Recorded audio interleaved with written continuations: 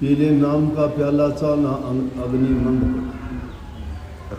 चाना क्यों मंद गिरना चाहते हो? क्योंकि चाना एक ऐसी चीज़ है जो इंसान को, चाना कुछ दूसरा रूप मन का ही कह सकते हो, क्योंकि सारी की सारी जितनी भी कल्पना या जितनी भी सोच, जितने भी ख्यालात, विचार जो भी पैदा होते मन से होते हैं।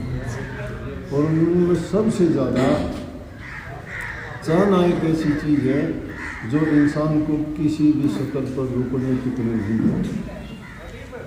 इसकी कि लगी तृष्णा जैसी हालत है, कुछ मिल जाता है तो आगे सोचती है, और मिल जाता है तो उससे आगे सोचती है, वो मिल जाता और आगे सोचती है। और जब ऐसी आदमी को लगन जब लग जाती है, अगर भक्ति की ओर तो लग जाए तो उसको पार उतार देगी, लेकिन संसारी पदार्थों की ओर लग गई तो उसको और ज़्यादा परेशान कर देगी। इसलिए ये वचन फरमाया कि नाम का प्याला पी ले, जिसके कारण चाहना अग्नि है। अग्नि जो जो आगे बढ़ती जाती है उतना ही वो, जैसे कही है ना कवि साहब की वाणी में, आगे आगे धोन लगी पीछे हरियर, कि ये आगे आगे धोन लगी, जहाँ जहाँ आग लग जाती है सफाया करती हुई चलती है, गीला सूखा आला सब की ही तबाह कर देती है, जला देती है। तो ये चाहना अग्नि उसके कारण मरी नहीं, बंद नहीं, मंद पड़ेगी। क्यों? अगर चाहना इंसान की खत्म होगी, मन जिस इंसान का मर गया वो किसी का भी नहीं रहता।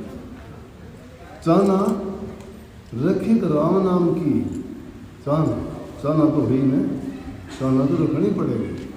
चाह नहीं तो फिर आदमी आगे बढ़ेगा ही। चाहना तो होगी, लेकिन एक चाहना दुनिया में बांधने वाली है, एक चाहना है संसार से छुड़ाने वाली। तो नाम का प्याला पीने के बाद में चाहना जो रहेगी वो नाम की ओर लगन लगाने वाली होगी। इसीलिए शास्त्रों में लिखा है कि चाह चमारी टूरी और चाह नीचों के नीच, तू आप ही खुद ब्रह्म था जो चाह ना होती बीच। ये अगर चाहना नहीं होती तो इंसान स्वयं ब्रह्म है, ब्रह्म तक तो उसकी पहुंच है ही। लेकिन ये चाहना के कारण क्या हो गया कि ब्रह्म नहीं, ये इंसानियत से भी गिर गया। जो इंसानी गुण थे वो भी इसके छूट गए त्याग।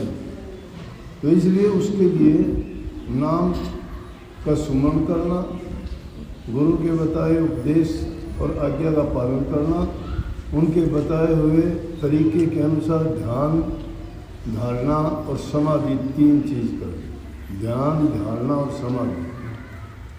जब इन तीन चीज़ों की ओर उसकी लगन पक्की लग जाती है तो जीव अपने कल्याण की ओर बढ़ना शुरू हो जाता है। जब तक ये चाह नहीं जगेगी ना मन में, तब तक यूँ समझो कि कोरी कल्पना की बात है। लेकिन उससे पहले भी हमें बहुत चीज़ों की ज़रूरत पड़ती है जिस पर मैं जोर दिया करता हूँ। और वो चीज़ है कि पहली चीज़ है कि इंसान एक अच्छे इंसान बने। नंबर 2, घरों में सुख शांति रखे। तीसरी चीज़, माँ बाप की, बूढ़े बुजुर्ग की, दुखी गरीब की, ज़रूरतमंद की सेवा करें। वो सेवा के बाद में फिर गुरु की सेवा, संगत की सेवा, सत्संग की सेवा, फिर समाज की सेवा है। उस सेवा के लिए आदमी तन से, मन से, धन से, तीनों प्रकार से समर्पित हो। और जब इन क्रियाओं से गुजर जाता है जो इंसान, उसके साथ साथ यूँ समझो कि दूसरी तरफ जो हरियर होने का तरीका है, जो अच्छे गुणों की शुरुआत है, वो होती चली जाती। जब तक अच्छे गुण इंसान में नहीं आते तो तब तक वो भक्ति के मार्ग पे नहीं चल सकता। हाँ, रुकावट होता ही। यूँ समझो कि जिस दिन चलना शुरू कर दोगे उसी दिन से तुम्हारे साथ में जो समस्या है वो बढ़नी शुरू हो जाएगी। वो तुम्हारा रास्ता रोकने की कोशिश करेगी। वो शुरुआत कहीं और कहीं से नहीं, तुम्हारे घर से ही शुरू हो जाएगी। आदमी हो तो पत्नी तुम्हें दुखी करना शुरू कर देगी, पत्नी है तो आदमी दुखी करना शुरू कर देगा। ये एक ज़रूरी चीज़ है, क्योंकि जहाँ तुम फसल बोते हो वहाँ खरपतवार अपने आप पैदा हो जाती है। अच्छे गुणों को अपनाने के लिए इंसान को बहुत कुछ हिम्मत, साहस, धैर्य और लगन और सख्त मेहनत की ज़रूरत पड़ती है, तब जाके उसका फल प्राप्त होता है।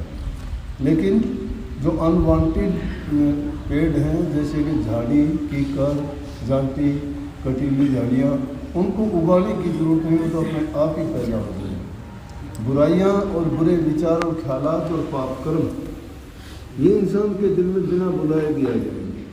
और फिर नहीं तो तुम्हारा संग, तुम्हारा साथ, तुम्हारा खान पान, तुम्हारी रिहाइश, तुम्हारा आसपास का वातावरण आपको सिखा देगा। सीखने की भी ज़रूरत नहीं है, सीखने की ज़रूरत नहीं है, उनको अपने आप आ जाएगा, व्यवहार में आ जाएगा। उनसे बोलचाल में, उनसे बर्ताव में, उनके लेन देन में, उनके पास बैठने से, देखने से भी आ जाएगा। ये ऐसा छूतका रोग है कि उसका पता नहीं चलता इंसान को, और उसकी खुजली जो है पास बैठने से ही शुरू हो जाती है। समझ गए ना? तो उन बुराइयों को तो हम फिर जब लग जाती हैं तो छुटाना बड़ा कठिन होता है। जिस प्रकार से अच्छे गुणों को अपनाना कठिन है ना, उससे भी ज़्यादा कठिन है कि बुराइयों को त्यागना। नहीं त्याग सकते, फिर इंसान की वो आदत बन जाती है, प्रकृति बन जाती है। जब वो बुराइयाँ ग्रहण करने की दृष्टि बन गई, उसका मन उनको चाहने लग गया, उसकी चाहना उन चीज़ों की ओर बढ़नी शुरू हो गई, फिर वो अच्छाई के रास्ते पे नहीं जा सकता। और इन चीज़ों को जो अपना लेता है, जिसने धीरे धीरे करके बुराइयों को तो छोड़ दिया, अच्छे गुणों को जिसने अपना लिया, मन के उसके अंदर शांति आएगी, उसको धैर्य हो जाएगा, सब्र होगा हर चीज़ का, किसी काम के लिए वो इतना उतावला और जल्दबाजी नहीं करेगा। धीरे धीरे जो इंसान करना चाहता है, संतों का उनके लिए वचन है कि धीरे धीरे रे मना, धीरे सब कुछ होए, मानी सींचे सो बड़ा ऋतु आए पर। अपनी जल्दबाजी से ऋतु आने पर फल मिलता है। इसलिए काम करते चलो, ये जल्दबाजी करने की, ये कोशिश करने की कि मुझे शब्द सुनाई दे दे, मुझे प्रकाश दिखाई दे जाए, मुझे लोधी गुरु मिल जाए, मुझे सीधी शक्तियाँ आ जाए, ना परवाह करो क्यों आ जाए, किस लिए आ जाए।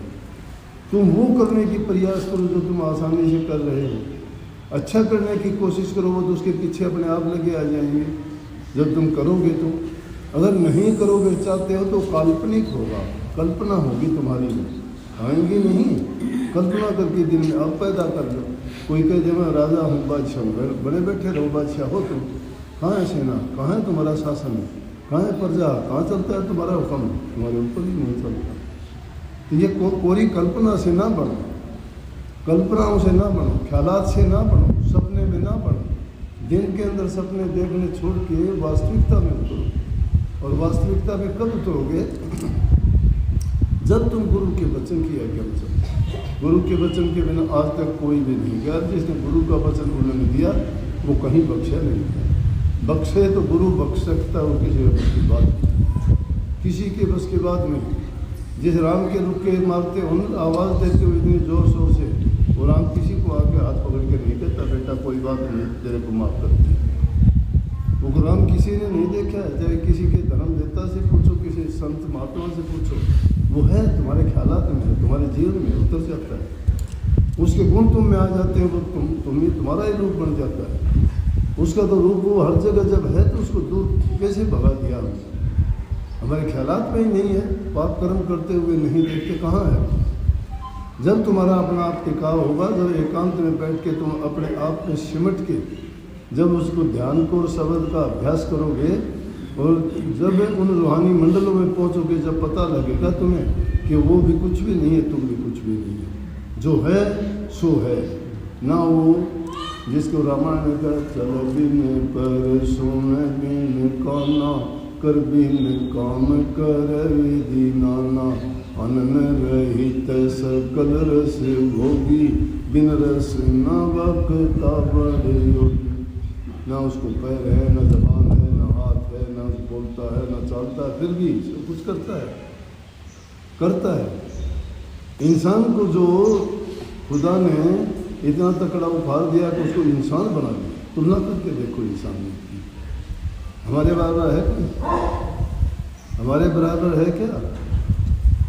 दर्पण में देख के ये सोचा करो कि हमारे बराबर है क्या कोई? नहीं।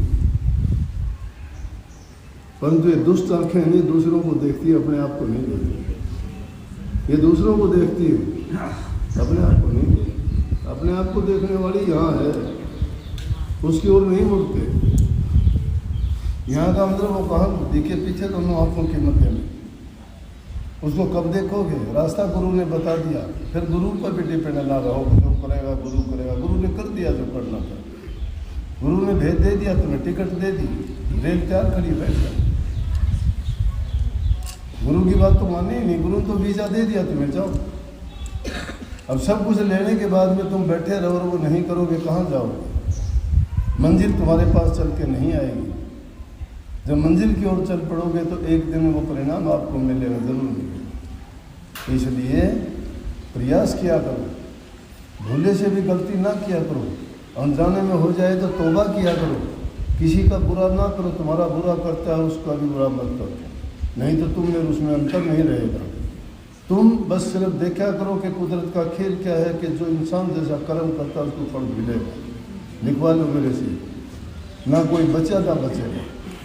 कर्म मारता है इंसान को, कर्म उभारता है, कर्म जगाता है, कर्म सुलाता है, कर्म के कारण इंसान हाय तौबा करता है, कर्म हंसाता है, कर्म उड़ाता है। कौन सा कर्म? कर्म अच्छे करोगे, हंसते खेलते हुए रहोगे, सुखी रहोगे, संतोष होगा, धैर्य होगा, तुम्हारे दिलों में प्यार होगा, रहम होगी, दया होगी, उन पर कृपा की बरसात होती है।